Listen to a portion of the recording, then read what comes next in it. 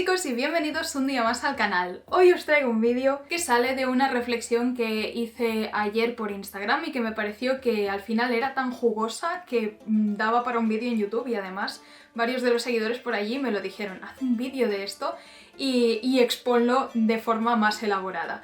Así que ese es este vídeo y estoy bastante nerviosa porque de lo que vamos a hablar hoy es un tema muy complejo que voy a intentar resumir en este vídeo, cuando normalmente cuando he hablado de él ha sido en ponencias de 2 horas o en artículos monográficos de por lo menos 10 páginas. Y eso es lo que me tiene un poco nerviosa, ser capaz de expresar y haceros comprender todo lo que quiero decir y la complejidad del asunto en un vídeo que no sea súper largo. Así que bueno, me he hecho un esquema por aquí para mantener un orden en el discurso y vamos a empezar. El tema venía a que ayer estuve hablando en redes de que la brujería había perdido mucho su profundidad y se había pasado a exponer en redes como algo muy simple, muy banal, como algo que simplemente consiste en seguir una serie de pasos o instrucciones para obtener una meta, y que todo lo que hay es eso, y que todo lo que hay y todo lo que es la brujería se puede exponer o se puede enseñar, cuando pienso que para nada, pero para nada es así. Y pienso que esto viene mucho de que se ha olvidado que la brujería se fundamentó en su origen como algo de carácter mistérico e iniciático, y hoy en día en redes se ha olvidado completamente este aspecto de la brujería. Creo que la raíz de olvidar este aspecto de la brujería ha sido sobre todo que la brujería se ha confundido con la hechicería y han pasado a ser sinónimos. La brujería ha pasado a entenderse únicamente como hechicería. Y no tengo ningún problema con la gente que llama brujería a la hechicería, porque entiendo que la palabra brujería tiene multiplicidad de acepciones y tiene muchos significados, y uno de ellos simplemente es sinónimo de hechicería, y es como se entiende mayoritariamente hoy en día. Pero como practicante de ambas ramas me gusta diferenciarlas y darles a cada una lo suyo, porque pueden ser caminos y vías mágicas e incluso espirituales completamente diferentes, aunque son afines y son colaterales y pueden aliarse en muchas situaciones. Y para empezar a discutir todo esto, muchos os habréis quedado muy ¿qué me estás contando?, cuando he dicho que la brujería y la hechicería no son lo mismo. Y me habéis preguntado mucho a lo largo de mucho tiempo que ¿qué diferencia entonces la brujería de la hechicería? Son cosas diferentes, no son lo mismo. Como os digo, la palabra brujería también puede designar a la hechicería, pero en este caso vamos a hablar de ellas como cosas diferentes. La hechicería es la práctica de magia operativa, magia que sirve para conseguir un fin, normalmente de carácter muy utilitarista. Necesito dinero, hago magia para conseguir dinero. Necesito que X persona me quiera, hago magia para conseguir el amor de esa persona. La hechicería es un arte mágico que ha existido desde siempre, desde la más remota antigüedad. Las personas en todas las civilizaciones han intentado atraer o generar por medios mágicos un resultado deseado. ¿Qué es entonces la brujería? ¿De dónde sale esta palabra? ¿Por qué surge? Porque esta palabra sale a partir de finales del siglo XIV, con lo que si surge en este momento concreto, además, es porque designa algo que no designa la hechicería, que ya tenía su propio término y ya tenía sus propios sinónimos, como podían ser hechicera, sortílega, adivinadora, conjuradora, palabras que reflejaban diferentes aspectos del arte mágico, pero que al final remitía a la hechicería. En cambio, como os digo, la palabra brujería surge para designar a algo diferente a esto. Y aquí es donde se separan los caminos de estos ambos términos, y se separan también como caminos espirituales. ¿Qué designa la palabra brujería cuando surge, como os digo, a mitades finales del siglo XIV? La palabra brujería surge para designar a un nuevo crimen que se caracterizaba por el vuelo nocturno, proyectar el espíritu a volar, a acudir a casas, a pasar por las casas de los vecinos o a reunirse con una serie de espíritus nocturnos. El reunirse con el diablo y adorar al diablo, por lo tanto tiene un componente muy grande de herejía. La práctica de magia maléfica, que esta es la faceta en la que se combinan la brujería y la hechicería, la práctica de magia maléfica, el ejercer daños en la comunidad, por ejemplo, con prácticas como el infanticidio, el matar niños, el envenenar pozos y la preparación o utilización de venenos. Todo esto son elementos que refieren a este crimen de brujería. Y todo esto también tenía un sentido muy colectivo. Se entendía que la nueva secta de las brujas lo que pretendían era hacer un complot en contra del orden social católico del momento. Sin embargo, ¿de dónde surge esta idea? ¿De dónde surge este crimen? Pues la brujería surge como un constructo conformado de varias cosas diferentes, por eso es un constructo. En primer lugar, tenemos una situación social muy agitada en este momento. Epidemias, hambre, penurias, y durante los siglos anteriores, frente a estas situaciones, ya se habían llevado a cabo ciertas prácticas, sobre todo por parte de las autoridades, para intentar solventar el revuelo social que podía producir estar en una situación tan difícil. En general, lo que las autoridades tenían y pegaban también a la población era mucho miedo a un complot que quisiera desestabilizar la sociedad tal y como se entendía en ese momento, que quisieran dañar a la sociedad, que quisieran dañar a la unidad básica de la sociedad, que es la familia. Por lo tanto, el hecho de romper la familia, impedir la reproducción, matar a los niños, era también parte de ese complot contra la sociedad. La herejía, el complot contra el orden de Dios y la Iglesia, contra el orden feudal. Y en todo este miedo al complot sumado a una situación de vida tan difícil, lo que se solía hacer o a lo que llevaba básicamente era la búsqueda de un chivo expiatorio. Un chivo expiatorio es algo, o en este caso alguien, un grupo social marginal al que tú puedas culpar de todos los problemas de la sociedad, porque si le señalas a él, le demonizas y le haces culpable de todos los males de la sociedad, las autoridades quedan como libres de responsabilidad de todo eso. Entonces, ¿cómo se construye un chivo expiatorio? Pues básicamente tomando a un grupo marginal en la sociedad que ya el resto de la sociedad no tiene o no siente cierta afinidad por él, pues porque es diferente, porque profiere otras creencias religiosas, porque tiene otras costumbres, lo que sea, y se le demoniza a tal extremo de que la sociedad sienta cero empatía por ese grupo, adjudicándoles todos los males o las cosas más horribles o los tabús más espantosos que puede tener esa sociedad. En este caso, ¿qué son las cosas más horribles que una sociedad católica de ese momento se podía hacer? Pues como digo, matar niños, impedir la reproducción porque atentan contra la familia y por lo tanto el orden de Dios, la herejía porque atenta contra la Iglesia y el orden de Dios, tabús como el incesto, el envenenar las aguas, el hacer reuniones nocturnas confabulando contra este orden, el canibalismo, y como vemos, todas estas atribuciones y tabús que se adjudican a este grupo que se va a convertir en chivo expiatorio son atribuciones que se hicieron a las brujas. El matar niños, el comerse a los niños, el hacer reuniones nocturnas, el adorar al diablo y confabular contra el orden de la Iglesia, el envenenar los pozos, todo esto se adjudicó a las brujas. Pero lo interesante es que antes de que se adjudicara todo eso a las brujas, los siglos antes el mismo pack de acusaciones heréticas había sido atribuido a otros grupos como podían ser los judíos, los leprosos, los gnósticos, incluso a los primeros cristianos se les había mandado el mismo pack herético en su momento, con lo cual estas acusaciones realmente poco tenían que ver con la existencia o no de la brujería o con lo que hicieran las supuestas brujas, porque simplemente eran una excusa para demonizar a cierto grupo en cierto momento, como ya podemos ver, habiendo sido utilizado para otros grupos antes. Simplemente, según la época, pues le tocaba a un grupo, en este caso les tocó a las brujas después de que tocara a esos otros grupos antes que ellas. Por lo tanto, son falsas acusaciones genéricas dispuestas para demonizar a un grupo de la población y culparles de todos los males de la sociedad. El segundo pie que fundamenta la creencia en la brujería son las creencias mitológicas paganas que todavía se tenían en este momento. Entre ellas, la principal, la creencia en las brujas. Pero las brujas, en este momento, y hablamos de, por ejemplo, siglo XIII, antes de la locura, en el siglo XIV, que ya se fue de madre en los siglos posteriores, la bruja no era una persona,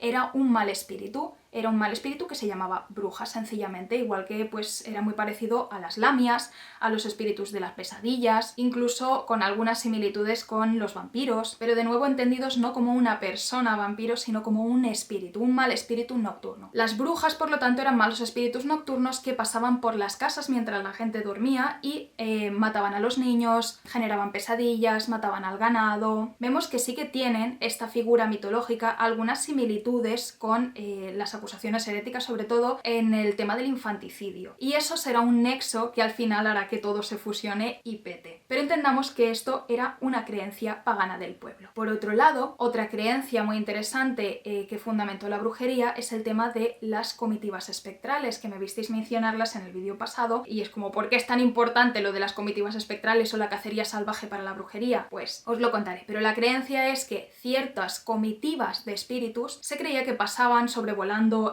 los cielos por encima de las casas, iban pasando por las casas en las noches de invierno. Algunas de estas comitivas eran benefactoras y otras de estas comitivas pues se consideraban perjudiciales, como era la cacería salvaje. La cacería salvaje es un mito que está extendido por toda Europa y que básicamente pues es una comitiva de muertos que pasan durante las noches de invierno, y aquel que se encuentre con ellos pues es llevado con ellos, es raptado y llevado a volar con ellos, ¿vale? Creencias similares en España, aunque ya muchísimo más descafeinadas por la cristianización, pues tendríamos la Santa Compaña, que hace lo mismo, o la Hueste Antigua, la Esta Antigua. Pero lo interesante es que además de estas comitivas perjudiciales de espíritus nocturnos que pasan por las casas, como pueden ser la cacería salvaje, pueden ser las brujas, había otra serie de comitivas espectrales, sobre todo femeninas, de espíritus femeninos, que también decían que pasaban por las casas, pero en este caso, si se les dejaban ofrendas, bendecían esos hogares con abundancia. Es el caso de las buenas damas, que vemos en muchos testimonios de brujería, como la comitiva de Diana, o que aquí mismo en Cataluña se conocían como las bonas donas, las buenas mujeres. El tercer pie que conforma el constructo de la brujería es que, aparte de estas creencias, todavía pervivían ciertas prácticas paganas relacionadas con estas creencias, que fueron lo que fundamentó todo el imaginario de la bruja y de la brujería. Como os digo, a estas comitivas espectrales femeninas sobre todo se les dejaba ofrendas por la noche para que bendijeran el hogar. Pero no solo eso, y es que aquí viene lo interesante, es que ciertas mujeres decían que se iban volando en espíritu, que eran reclamadas por esas comitivas espectrales y se iban volando en espíritu con ellas a pasar por las casas de los vecinos, a reunirse, a bailar, a festejar, dejando su cuerpo en la cama. Y esto no es algo que solo sucediera con las comitivas espectrales benefactoras y femeninas, sino que también, como hemos visto, sucedía con las perjudiciales. Uno podía ser raptado por la cacería salvaje y llevado con ellos. Y para que entendáis esto, os voy a leer un trocito de un juicio del 1384, porque vais a flipar. En este juicio se juzgó a las mujeres italianas Sibilia y Pierina. Desde que era joven había ido cada semana en la noche del jueves con Oriente y su sociedad. Oriente es el nombre de la líder de esta comitiva espectral femenina en su zona. Había rendido homenaje a Oriente no creyendo que fuera pecado. Inclinaba la cabeza en señal de reverencia y decía: «Que estés bien, Madonna Oriente». Oriente respondía: «Bienvenidas, hijas mías». Oriente respondía a las preguntas de los miembros de la sociedad prediciendo cosas futuras y ocultas. A ella, Sibilia, siempre le había dicho la verdad, lo cual le había permitido a su vez responder a muchas personas que le preguntaban, dándoles informaciones y enseñanzas. Oriente iba con la sociedad por las casas, sobre todo las de los ricos. Cantaban y festejaban. Allí comían y bebían. Cuando encontraban casas amplias y bien abastecidas, se regocijaban, y Oriente las bendecía. Oriente enseñaba a los miembros de la sociedad las virtudes de las plantas, remedios para curar las enfermedades, el modo de encontrar cosas robadas y de deshacer maleficios. Pero sobre todo, debían observar el secreto. Comprended que Madonna Oriente es una especie de diosa, es un espíritu, y los miembros de la sociedad son espíritus y otras personas que, como Sibilia y Pierina, acudían en espíritu a unirse a esa sociedad espectral donde Oriente les enseñaba todas estas cosas y donde festejaban, se reunían, Vemos como esto es un precedente no demonizado de las brujas y de la práctica de brujería, ese vuelo del espíritu, esas reuniones nocturnas. Y es que este tipo de prácticas extáticas, porque al final son prácticas extáticas en las que en éxtasis el alma deja el cuerpo y se va a reunir con otras personas y con otros espíritus al otro lado en el mundo de los espíritus, es algo que proviene de raíces chamánicas, de prácticas muy similares con el chamanismo que en la Europa pagana se llevaban a cabo y que pervivieron de esta manera velada en un culto muy doméstico y muy femenino a lo largo de los siglos. De hecho, Regino de Prum en el siglo X ya decía que ciertas mujeres creían que se iban con Diana y su sociedad por las noches y Lo que pasa es que en el siglo X se tenían estas prácticas y creencias todavía como una imaginación vaga de estas mujeres engañadas por el diablo y que lo estaban flipando y que todo eso no era real, porque al final era como una especie de culto a los antiguos dioses y para la iglesia en ese momento, siglo X, eso simplemente no era real y por lo tanto no tenía mayor importancia. Donde se dio el cambio de paradigma fue cuando estas cosas comenzaron a considerarse reales y partes de un culto al diablo. El caso es que, como os digo, este tipo de prácticas extáticas tienen muchas similitudes y muchas raíces interconectadas con el chamanismo, con la vieja chamanidad europea. Y una especie de eslabón perdido entre estas prácticas similares al chamanismo y la brujería que nos ha quedado es el testimonio de los Benandanti de Friuli, una especie de secta que se dio en Friuli, en Italia, entre los siglos XVI al XVIII y se conservó hasta tan tarde porque era una zona muy aislada, en la que ciertos hombres y mujeres decían y creían que en 4 noches al año, en las témporas, en los cambios de estación, se veían obligados a dejar el cuerpo atrás e ir de noche en espíritu a combatir contra los brujos y las brujas, porque ellos los entendían como estos malos espíritus, pues iban en espíritu a combatirlos armados con ramas de hinojo por la fertilidad de la tierra. Y es que la conexión de este culto con las prácticas chamánicas es estrechísima. Es el viaje de ciertas personas que además nacían para ello porque nacían con el amnios, con la bolsa amniótica intacta, algo que también en muchísimos pueblos donde hay prácticas chamánicas el chamán nace con el amnios, por lo tanto se es elegido y se es predestinado a ello, pues estas personas se iban en espíritu al mundo de los espíritus igual que hacen los chamanes a combatir con los malos espíritus por la fertilidad de la tierra, por su comunidad, es decir, ejercían una función de viaje al otro lado con un fin de ayudar y contribuir a su comunidad. Y los Benandanti, por supuesto, fueron acusados de brujería. Si queréis saber un poquito más sobre esta conexión de las prácticas de carácter chamánico y la brujería, porque la fundamentaron muchísimo, podéis leer el libro The Visions of Isobel Gowdy, Magic, Witchcraft and Dark Shamanism in siglo XVII Escocia, de Emma Wilby. Y de todo lo que estoy hablando os hiper recomiendo, sé que lo he dicho 1000 veces, el libro Historia Nocturna de Carlo Ginzburg. Vale, ¿veis cómo esta serie de prácticas y esta serie de creencias fundamentan la creencia en que ciertas mujeres van por la noche dejando su cuerpo en la cama y van en espíritu a ese otro lado, a reunirse con espíritus, a hacer reuniones nocturnas, a hacer festejos nocturnos? Es que es el claro precedente del aquelarre. ¿Qué pasa? Que en el siglo XV se demoniza el asunto completamente. Tenemos a las brujas como malos espíritus nocturnos femeninos que pasan por las casas a crear desgracias. Tenemos las sociedades espectrales femeninas buenas, como pueden ser las buenas damas, que también pasan por las casas, solo que pues ellas las bendicen y tienen un carácter como mucho más festivo y agradable, con las que ciertas mujeres van en espíritu. Pues al demonizarse estas creencias, brujas, buenas damas pasan a ser lo mismo. Las mujeres pasan de irse con las buenas damas a irse con las brujas. ¿A qué hacer? Pues las cosas que hacen las brujas, maldades. Y de ahí que se suma, pues por supuesto, la acusación herética del PAC que hemos hablado al principio, que es la adoración al diablo. Por lo tanto, poco a poco se va olvidando la figura de la bruja como mal espíritu y el espíritu de las brujas pasa a ser el diablo. Y las brujas dejan de ser malos espíritus para ser las mujeres que hacen lo que hacían las brujas brujas, pasar por las casas, matar niños, y van a reunirse y adorar al diablo. ¿Os acordáis del testimonio de Sibilia y Pierina que acabamos de leer tan bonito en que hablaban de cómo se iban con la sociedad de Oriente? Ese testimonio es del 1384. 6 años después, en 1390, toda este caos y esta histeria colectiva de la brujería ya ha empezado a hervir y la persecución ha comenzado, y vuelven a ser tomadas por las autoridades, juzgadas, y queda registrada su confesión. Una confesión que, a diferencia de lo rica y genuina que era en la primera vez, en esta ocasión se ve claramente forzada y manipulada por los confesores, porque en 1390 Pierina confiesa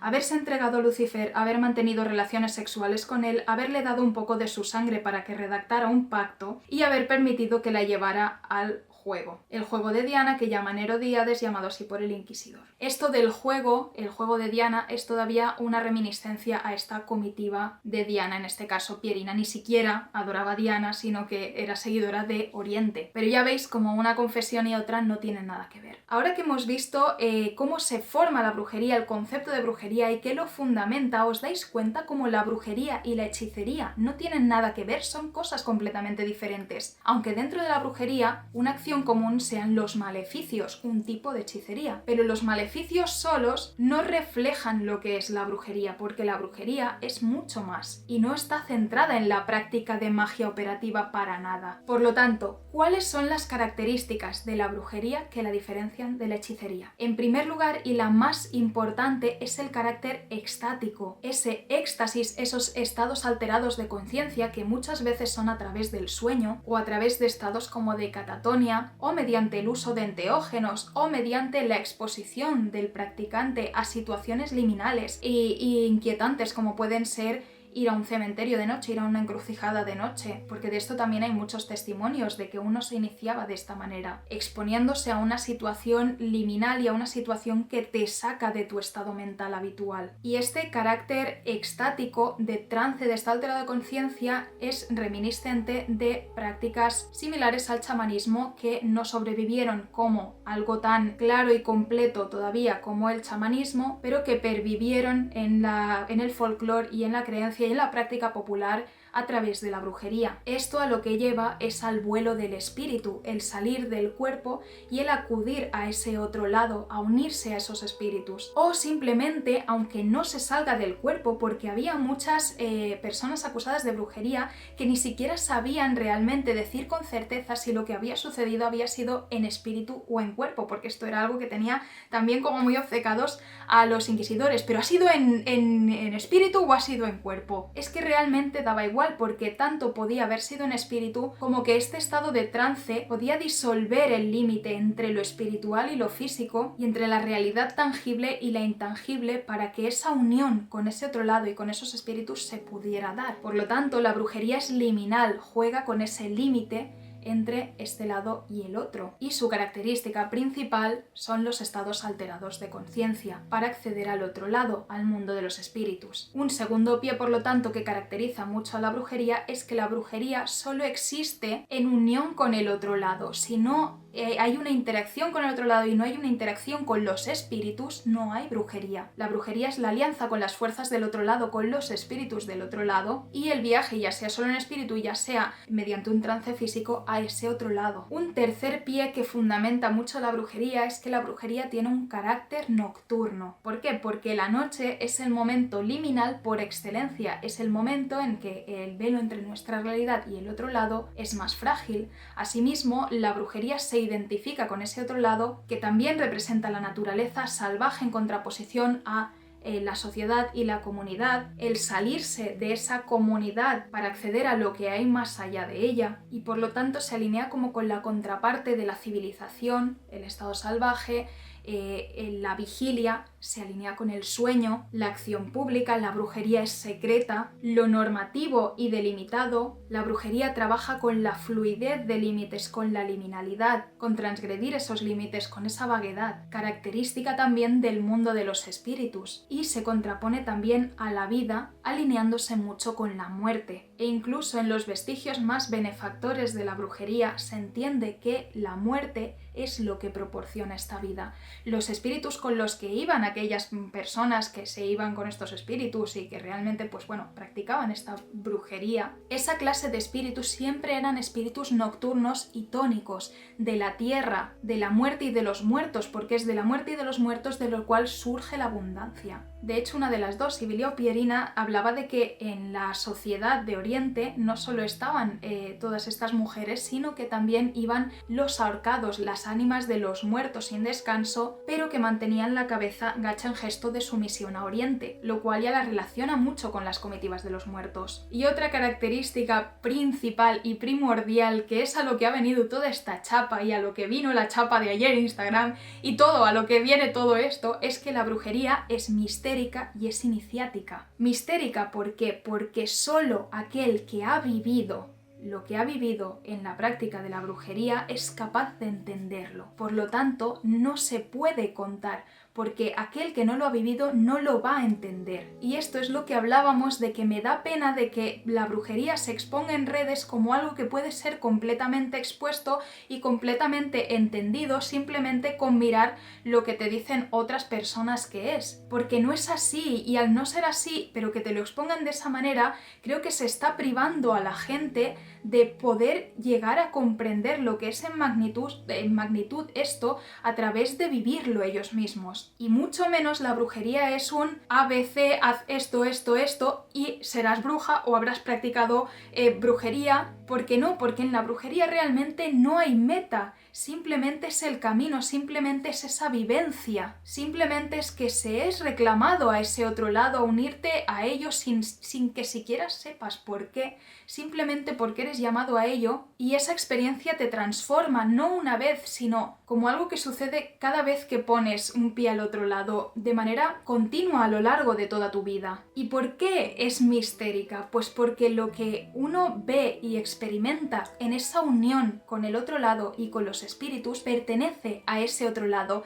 y no puede ser bajado a tierra porque pertenece a ese otro lado y solo puede ser comprendido. Y cualquier cosa que nadie te pueda contar de esa experiencia que ha tenido no será más que un fantasma burdo y desvalorizado y totalmente sin alma o gris de lo que ha sido esa experiencia en realidad. Y aquí hablaba mucho de que la brujería y lo que se vive en un tipo de práctica espiritual de este tipo mistérico es muy similar a lo que se experimenta cuando se toma algún tipo de enteógeno. Si habéis tomado algún tipo de enteógeno, sabréis que lo que experimentas y lo que vives y lo que entiendes en el momento en que estás bajo el efecto de ese enteógeno no puede ser explicado cuando estás de vuelta. Si se lo explicas a alguien, es como que no tiene nada de sentido, pierde completamente, o sea, es como parece incluso tonto, o te das cuenta de que esa persona es imposible que lo entienda porque solo puede haber sido entendido mientras lo estabas experimentando tú en ese lugar, en ese espacio liminal y en ese estado de conciencia.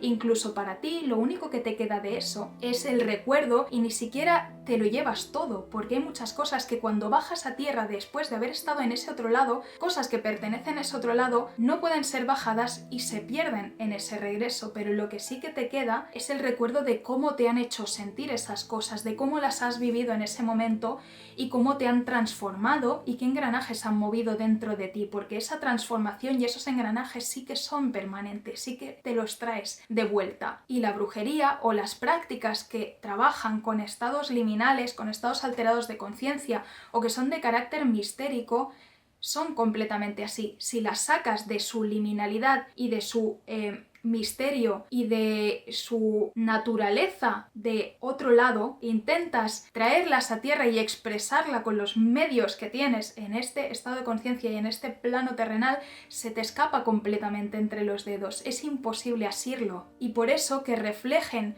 lo que es la brujería en redes como esto es todo lo que hay, porque estamos muy mal acostumbrados a querer que nos lo den todo y a que nos digan todo, explícamelo todo, cómo se hace todo y dime qué va a pasar al final. No tiene ningún sentido. Y es una pena que se refleje como que sí, como que la brujería es esto y esto es todo lo que hay y te lo abro así como un abanico delante de ti, esto es todo lo que hay, no busques más allá porque esto es lo que hay. ¿Por qué no? Porque lo bonito de esto es que hay mucho más allá, que la brujería está más allá de lo que te han dicho que es, de lo que te han dicho que hagas. La brujería sucede en el momento en que tú te sumerges en ella. Y es que no olvidemos que también, tanto históricamente como a la práctica en los practicantes hoy en día, la brujería bebe mucho también del recuerdo de estos cultos mistéricos de la antigua Grecia y de la antigua Roma. Por ejemplo, de los misterios eleusinos, que eran secretos porque solo podían ser comprendidos por aquellos iniciados que los hubieran vivido. Y lo mistérico, por lo tanto, está estrechamente ligado al secreto. Al secreto no porque los demás no sean merecedores de saber o porque se intente mantener en un ámbito como elitista al que no todo el mundo puede acceder,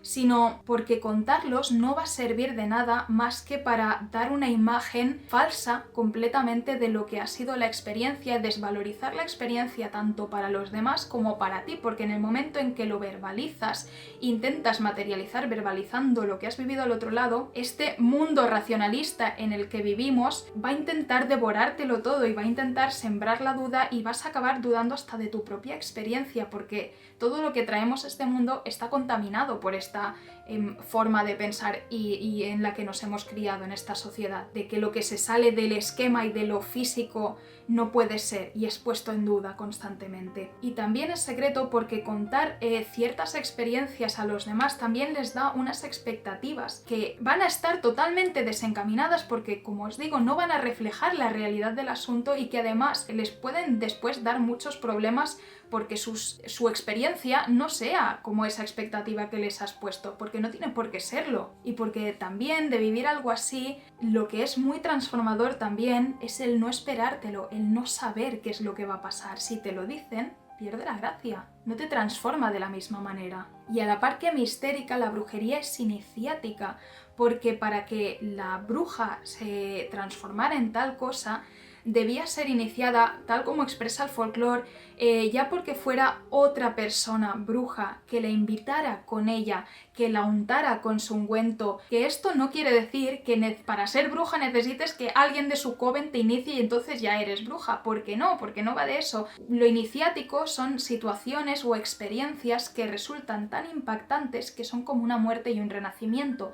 Hay un antes y un después de ti a raíz de esa experiencia, te cambia, te transforma. Eso es lo que es iniciático. Otras opciones de iniciación en el folclore podían ser pasar por una experiencia autoiniciática, como podía ser, pues, yo que sé, en el folclore hay muchas leyendas de esto, pues tenías que ir a una encrucijada con un pan negro y que allí se te aparecería X espíritu y le tendrías que decir tal cosa y te habrías iniciado.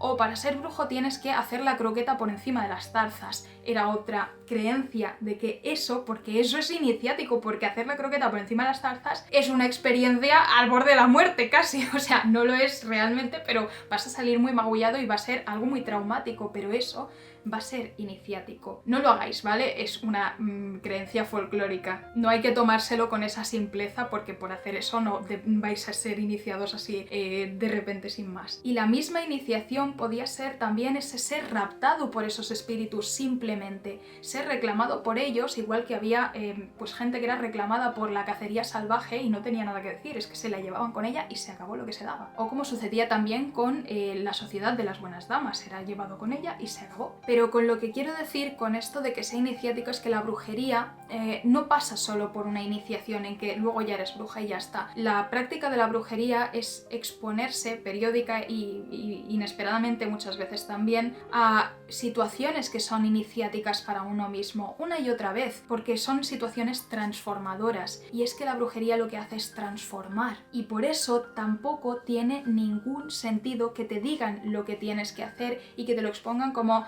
haz esto y seas bruja. ¿Por qué no? Porque lo que estarás haciendo es una especie de representación vacía de lo que supuestamente tiene que ser. O sea, esto es como la alquimia. La cosa no va realmente de conseguir oro, es como una metáfora que puede ser física y real finalmente, pero de que va de algo más, que es la transformación de la propia persona, esa iluminación espiritual. Por la brujería es lo mismo, no es que hagas esto, es que la experiencia te va a transformar. Y para que te transforme tienes que caminar el camino, porque no hay meta, es que la meta tampoco es transformarse, es que lo único que hay es el camino. El camino es lo que transforma, el camino es la brujería. Mira, como decía por las historias de Instagram, yo que practico brujería sabática, si alguien me hubiera dicho, como me han preguntado a mí mogollonaco de veces, ¿cómo se hace un aquelarre? Pues es que si te digo cómo se hace o cómo lo hago yo, no va a tener sentido, no va a tener sentido porque no habrás llegado tú a eso, porque lo que ha dado valor a lo que practicamos hoy en día es que hemos llegado a ello por toda una serie de vías y caminos que nos han ido transformando a lo largo de años para llegar a lo que hemos llegado hoy en día. Y por eso funciona para nosotros y por eso tiene un valor para nosotros. Porque no lo hemos hecho sin más, sino que hemos llegado a ello a través de un proceso de transformación que han hecho que a su vez encajaran todos los engranajes para que llegado el momento eso funcionara. Pero y ahora que estoy hablando de que la brujería te transforma, creo que es muy fácil caer también en pensar que la brujería es simplemente un camino de iluminación espiritual para nosotros, que la brujería es para nosotros. ¿Por qué no? Porque tampoco es así.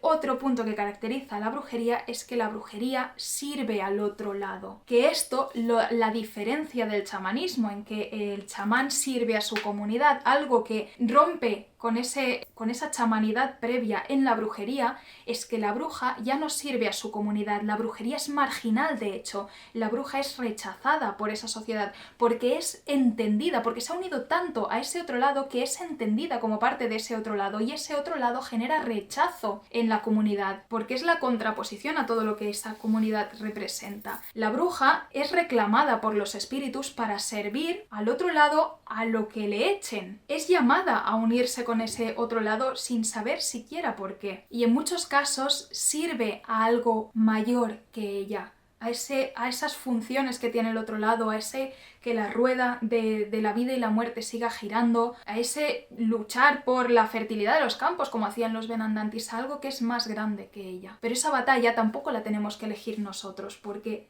son los espíritus los que dirán. Y la mayoría de veces vas a estar realizando esa función sin saber siquiera que la estás realizando. Pero el caso es que es de esa unión para servir a ese otro lado que uno de forma colateral sale transformado. Recordemos a Sibilia y Pierina. Ellos iban con la sociedad de Oriente porque eran llamadas a ello simplemente a festejar, a pasar por las casas, a acompañar a Oriente a que bendijera las casas. Y de forma colateral, pues Oriente les enseñaba cosas, las virtudes de las hierbas, cómo encontrar objetos robados, O sea que a menudo de la práctica de la brujería se extraen beneficios personales, como puede ser mayor poder, mayor conocimiento, mayor comprensión del ciclo de la vida y la muerte, de la existencia, del mundo, del telar del destino.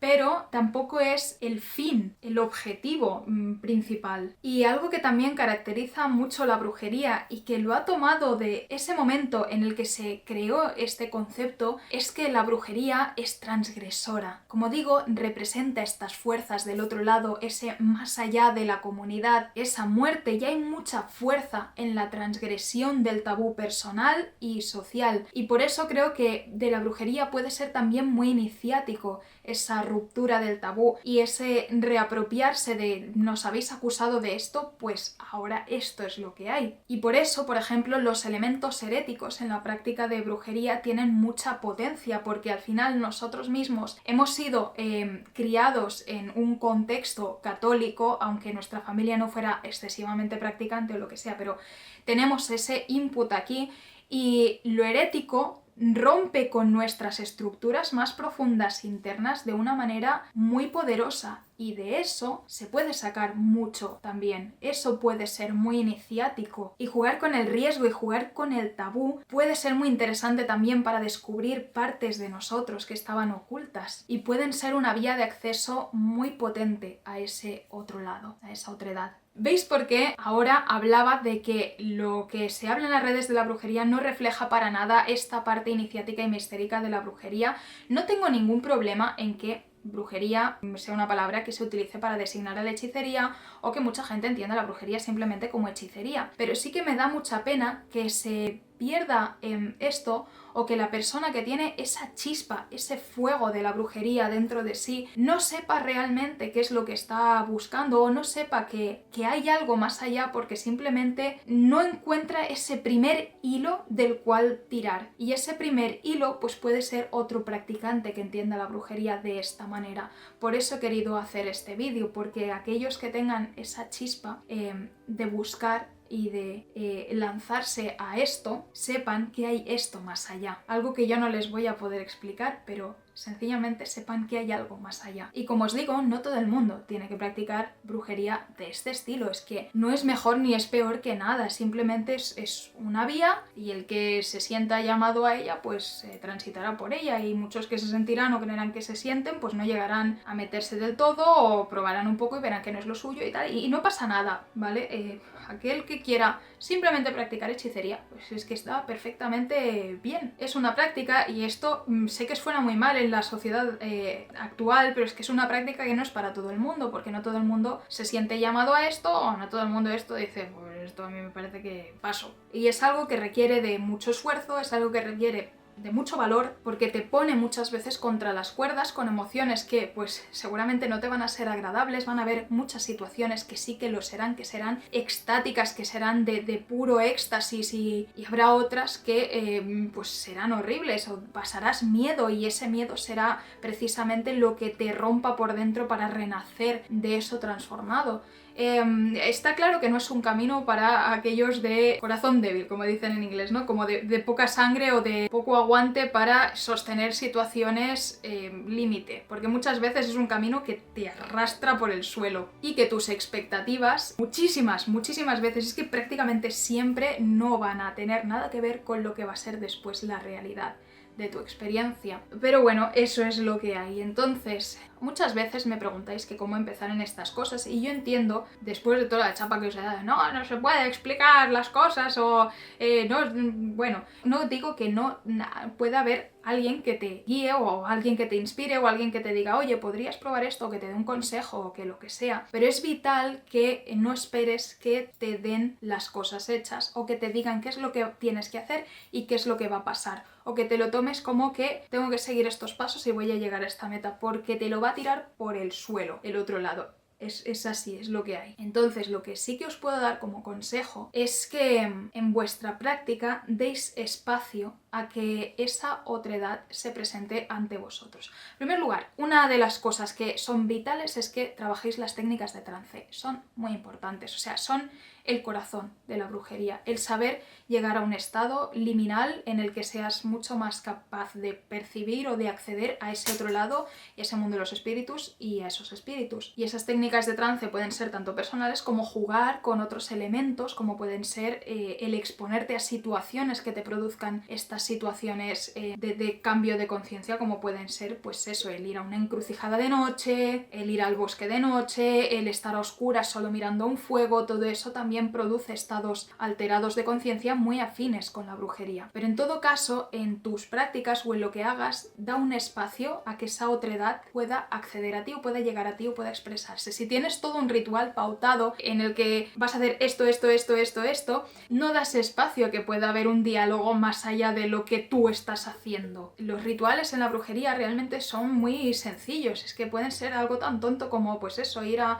un cruce de caminos con una ofrenda, dejar la ofrenda, llamar a el espíritu que tú consideres o a lo que se quiera presentar, y esperar. Es ese esperar en esa situación liminal, con esos nervios, con ese miedo, con ese estar en un lugar que tú sabes que tiene unas connotaciones determinadas, lo que te genera también ese estado mental para que pueda pasar algo. Y ahí puede pasar algo, o puede no pasar nada, pero incluso de las experiencias en las que no pasa nada son transformadoras en cierta manera, porque ya te hablan de que tú tenías ciertas expectativas y que por lo tanto estabas intentando controlar la experiencia, y la otredad no se puede controlar. Y desde luego también no esperar que esto sea una práctica segura, porque la brujería no lo es. Porque cuando te expones a ese otro lado, te expones a muchas cosas buenas y cosas potencialmente malas, experiencias que pueden ser muy impactantes para mal, experiencias que pueden ser muy impactantes para bien, pero es en ese riesgo y en esa transgresión también donde hemos hablado que está ese fuego de la brujería. Y si esperas que todo sea seguro y controlado, simplemente no va a ser tu camino, porque se te va a escapar entre los dedos, porque la brujería sencillamente no es así. Y esto es un poco todo por hoy. Tenéis abajito la bibliografía recomendada de todo lo que he hablado. Yo tengo un artículo en Patreon exponiendo todo esto con mucho más calma. Tengo una serie de artículos de iniciación a la brujería tradicional en Patreon y expongo este tema con más calma y por escrito y tal. Lo tenéis más en plan apuntes por si queréis revisarlo, estudiarlo y tal. También hice una ponencia sobre esto hace un tiempo en Aula Arcana, así que podéis echar un ojo a Aula Arcana para estar atentos de las formaciones que voy dando por ahí. Y nada, pues esto es todo por hoy y espero que os haya gustado este vídeo. Un abrazo y hasta pronto.